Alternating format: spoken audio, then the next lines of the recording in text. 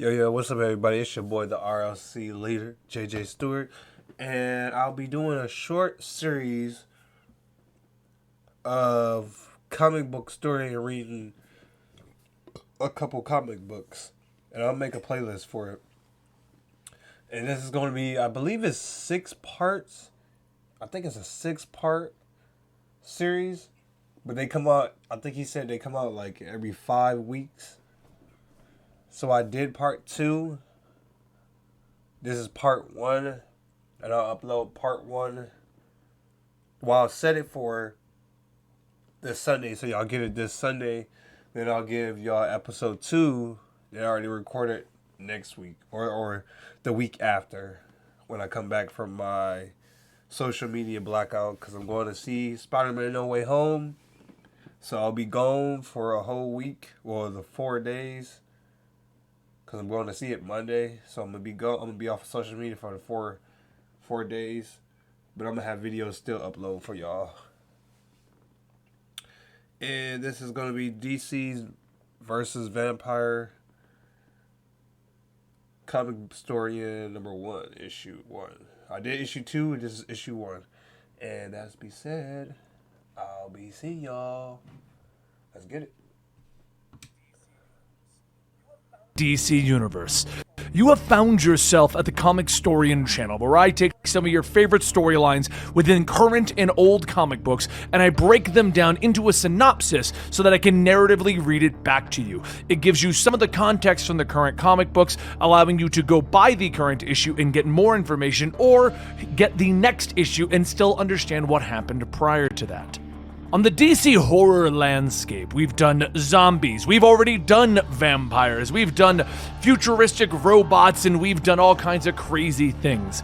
But there's never been a true ongoing DC vampire storyline. So, this week, they decided to start that off, and today I'm going to bring you DC Vampires, issue number 1, to celebrate the hallowed season. If you enjoy this type of content, please consider pressing the bell down below to join the Comicstorian army, or pressing like on this video. But let's get into DC Vampires number 1.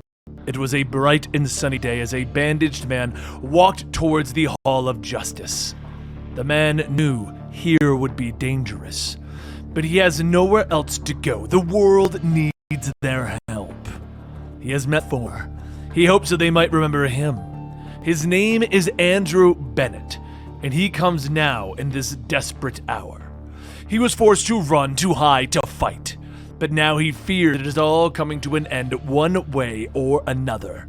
He is alone. He is afraid. He, vampire, is being hunted. Just then, Andrew senses a presence and begins to run into the street, getting hit by a passing car. People quickly run up to check if he's okay, but the sun begins to touch his bare skin. He begins to burn, yelling for everyone to get back. He tries to reach for his hat, but soon he falls over as his entire body begins to burst into flames. Suddenly, those flames are put out by a green light, and Hal Jordan tells everyone, "Hey, it's alright. We've all seen people spontaneously burst into flames before, right?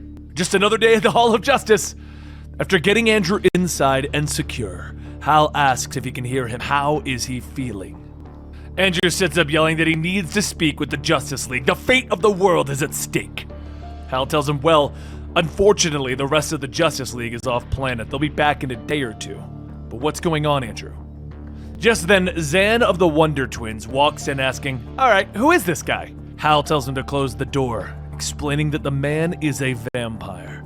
Zan yells out, "Wow, really?" And Andrew asks, "What do you know of vampires?" Zan growls, telling him, "Oh, you're all like undead and creepy, right?" Andrew says that he should be more specific. What do they know of Mary, Queen of Blood? She was your ex, right? And now the president of all vampires or something like that? Mary is the vampire elder. She is the leader of the cult of Blood Red Moon, and her wish is law among the vampires. There is a delicate balance between man and vampire, and that is because Mary wills it. Vampires have kept their distance because that is what she wants. But she has been murdered, and the only thing holding back the vampires from total war is now gone. Hal pauses. Did you kill her? No. I was actually hunting for her killer for weeks, chasing leads into dead ends, shaking anyone who might know anything.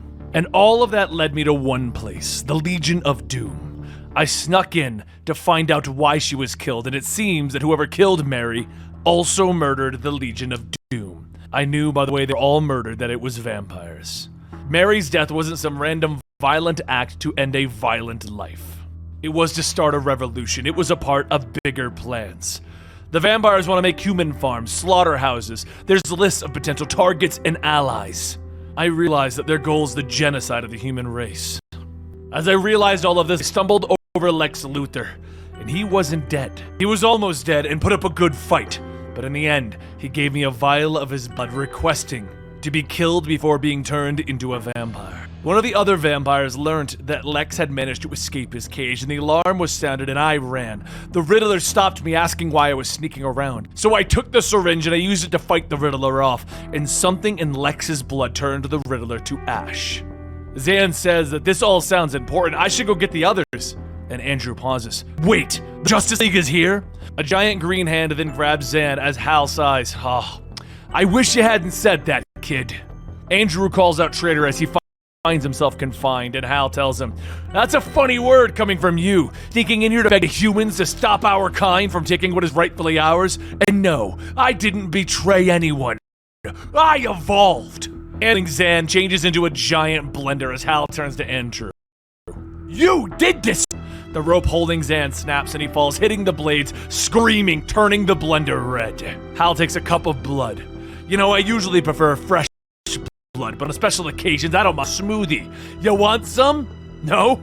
More for me then. Andrew asks how is Hal able to go outside into the light without protection? And so Hal explains that the sun produces multiple frequencies of light. The ultraviolet light providing essential vitamins to human and literally feeding plants, but it is quite deadly to vampires. But his powers are based on light, visible infrared ultralight, and if he wills it, his ring can control it and filter it away from him, creating the very same light for him to use. Hal begins to use its light to burn Andrew as if he was outside in the sun, as he demands to know who else knows of this, and Andrew in pain screams, no one! Alright, thanks for being honest. I'll make sure your death is quick. Andrew's skin begins to singe and blacken as he yells out, go to hell. And as Hal drinks more of the smoothie, he tells them no need. I'm bringing it here. After his body is burned up, Hal makes a call telling him that it is done. Had to take care of Zan as well. No evidence. And yes, goodbye, Master. After cleaning up, Aquaman walks in telling him, hey, Batman called a team meeting. Yeah, sorry, just washing up. Something didn't agree with me. Later that night, Batman returns home to the Batcave, but as he gets out, Alfred is already there to greet him. And he says that he hates seeing him coming down here.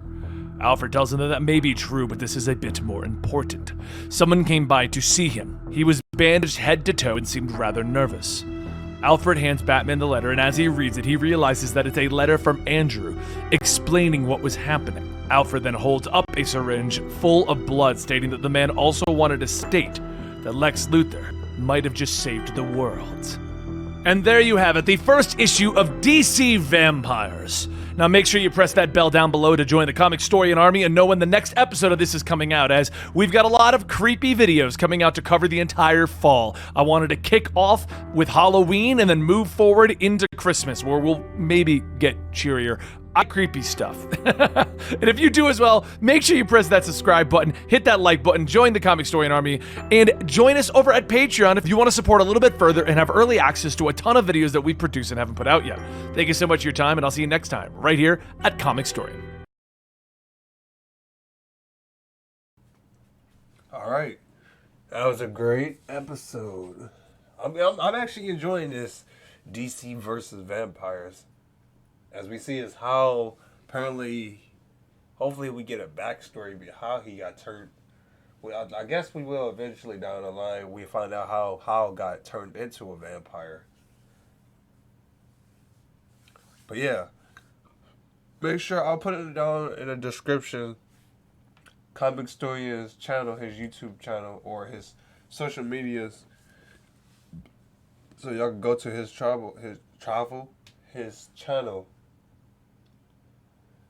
And I'll be seeing y'all for episode 3, and I think he said that episode 3 will come in January, so I'll probably be waiting for a minute But yeah, it's your boy, the RLC leader.